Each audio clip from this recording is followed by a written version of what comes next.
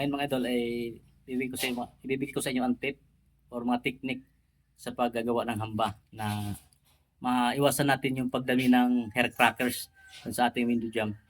So paano nga ba maiwasan natin na pagdami ng hair cracks na ating window jamb?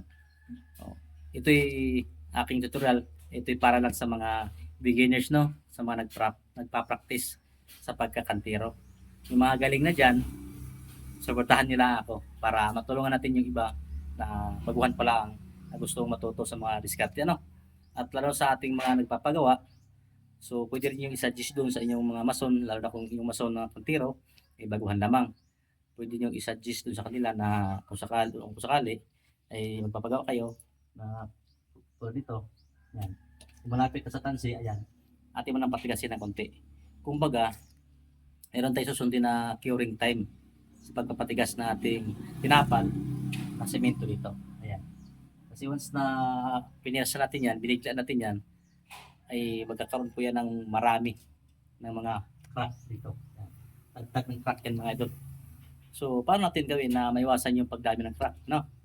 Hindi mo natin masabi na 100% na ating hamba hindi magka-crack. Kasi ugali ng semento yan na magka-crack talaga yan. Lalo na kapag binigla natin. So, kaya nga, meron tayong sinasabi na curing time na dapat sundin para maiwasan yung pagdami, no, ng hair cracks. So, dito mga ito, ipapakita ko sa inyo ang mga palatandaan, no, na pwede na siyang tapalan at kakantuhan at bubulihin. So, ito lang mga ito na ipapakita ko sa inyo. Ayan, ang mga sinyalis, no? Ayan. Ayan. Ito yung hamba mga idol. Ito po ang palatandaan mga idol. Ayan. Na pwede nang bulihin. Kasi matigas na siya. Nabibiyak na siya. Ayan.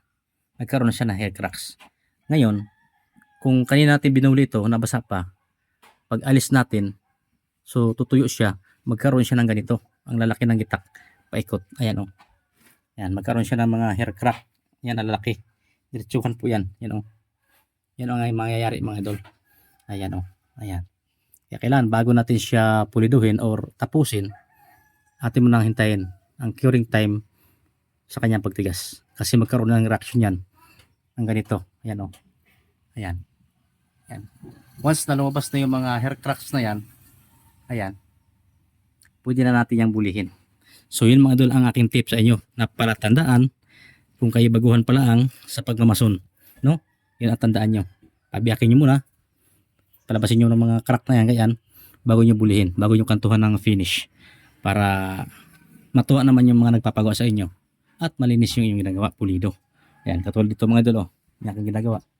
Ayan, tumigas siya, matigas na siya. Ayan o, wala siyang hair cracks. Ayan, kasi gayon nga, meron tayong sinusunod na curing time bago natin bulihin. Ayan, wala siyang nangiti. Ayan, walang nabibiyak na nangyayari. Ayan. Yan lang mga idol. Sana nagkaroon kayo ng idea. Ano? Kung kayo nagka-idea, ay atin rin ibabahagi para naman magka-idea din ang iba. Ano po? So yun lang mga idol. Thank you for watching.